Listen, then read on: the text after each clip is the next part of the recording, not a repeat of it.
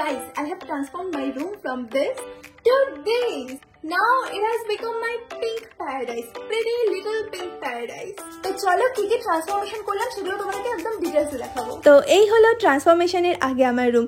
দেখতেই পাচ্ছ একদম লাল রঙের ওয়াল ছিল আগে, কারণ যখন আমরা ফ্ল্যাটটা নিয়েছিলাম তখন আমার লাল রং খুব পছন্দের ছিল। এখনও লাল রং আমার ফেভারিট, তবে এখন মনে হয় যে রুমটাতে থাকবো সেটার কালারটা একটু হালকা, একটু মনে শান্তি দিবে, একটু চোখে শান্তি দিবে, সেরকম রং হলে একটু বেশি ভালো লাগে। অনেক গুগল, পিন্টারেস্ট, ইউটিউব দেখার পর ফাইনালি আমি আর বাবা মিলে একদম পিঙ্কের মধ্যে লাইট একটা শেড চুজ করলাম, আর ব্যাস বাপ বেটি দুজনে মিলে লেগে পড়েছি ঘর রং করতে। প্রথমে তো গোলাপি রংটা এতটাই হালকা লাগছিল লালের ওপর, আমি তো ভাবছি রং কোথায়, পুরো তো সাদাই দেখা যাচ্ছে। যাই হোক, আস্তে আস্তে অনেক বেশ কয়েকটা কোটিং এর পর রংটা ফুটতে শুরু করলো, যদিও ক্যামেরায় এখনো রংটা ধরা যাচ্ছে না ঠিক মতো। রং আমার ফোনের কালার আর আমার ব্যাকগ্রাউন্ডের কালার সেম। রং তো হয়ে গেল, এবার ঘর সাজাতে হবে। তো আজকের ব্লগে কিন্তু একসাথে অনেকগুলো আনবক্সিং তোমরা দেখতে পারবে। তো প্রথমে এই একটা অর্ডার চলে এসেছে, আর এতগুলো ফটো কেন প্রিন্ট আউট করছি একটু পরেই বুঝতে পারবে। এই জিনিসটা আমি অনেক দিন থেকে পছন্দ করে রেখেছিলাম অনলাইনে, তো ফাইনালি আমি এটা অর্ডার করেছি অ্যান্ড ফটোগুলোকে দোকান থেকে প্রিন্ট আউট করিয়ে এনেছি। অ্যান্ড এই দেখো কি সুন্দর, এক একটা লাইটসের সামনে একটা করে ফটো। সেকেন্ড পার্সেল নিমো মুখে নিয়ে বসে আছে, তো চলো দেখি এইবার কি আসলো। দেখো কি সুন্দর, কি সুন্দর, কি সুন্দর একগুচ্ছ টিউলিপ ফুল।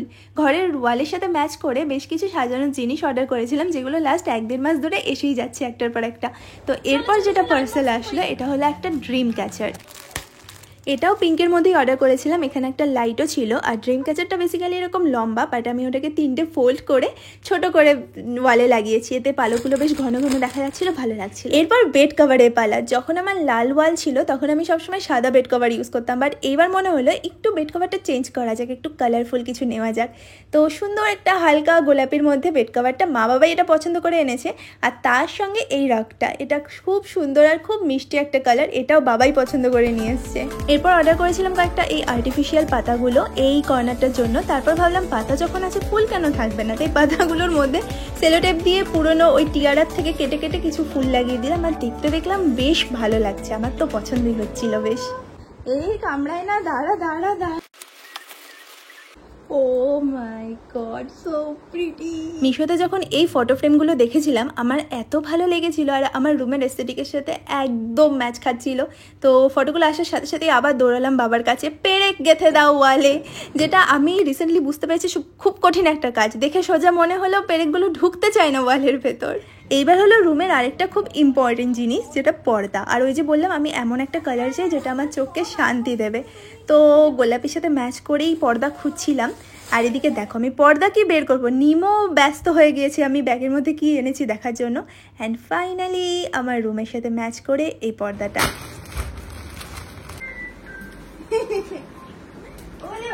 এটা একটা ফাড়ের কুশন কভার, ফাড়ের কোয়ালিটিটা এত ভালো এসছে, অনলাইনে অর্ডার করেছিলাম।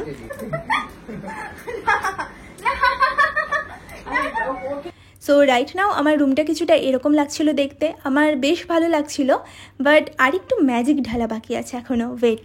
টানা বিছানার পেছনে এরকম ম্যাজিক্যাল লাইটগুলো আমার কবে থেকে ইচ্ছা ছিল। জানি এই লাইটগুলো ওই এলইডি স্ট্রিপ দিয়ে করে, বাট আমার অত ধৈর্য হয়নি। আমার কাছে পিঙ্ক টুনি বাল্বগুলো ছিল, আমি সেটা দিয়ে করে নিয়েছি, সেটাতেও কিন্তু দেখতে খুব সুন্দর লাগছিল। অ্যান্ড খরচাও অনেক কম পড়েছে। আর তার সঙ্গে এই আর্টিফিশিয়াল পাতাগুলো আর কিছু পিঙ্ক রিবন দিয়ে বো বানিয়ে আমার যে ফটো চেনটা তোমরা ফার্স্টে দেখলে সেটাকে আরও সুন্দর করে র্যাপ করে দিয়েছি। অ্যান্ড ফাইনাল রেজাল্টটা খুব সুন্দর, একটা ম্যাজিক্যাল, খুব ড্রিমি লাগছিল। তোমাদের কেমন লাগছে আমাকে কমেন্টে জানাও। बहुत अच्छा लग रहा है ये वार्म लाइट्स, इसके नीचे ये pink lights and this window section बहुत अच्छा लग रहा है। और सबसे अच्छा पता है क्या लग रहा है कि people whom I love, people who are really close to my heart, उन सब का फोटोज यहाँ पे है, और साथ में मेरा भी बहुत खूबसूरत खूबसूरत फोटोज है। আবার পার্সেল চলে এসছে।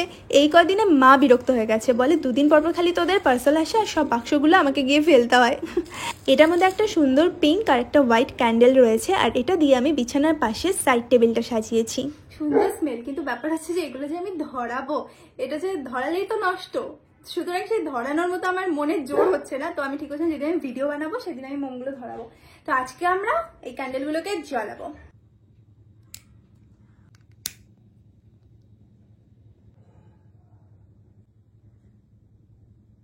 Wow, it looks so dreamy.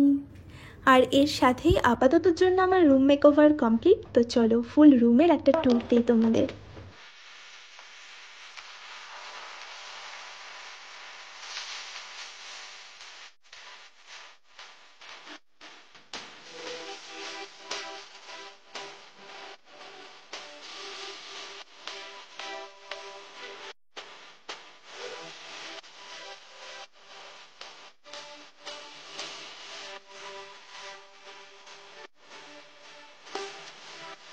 I love it.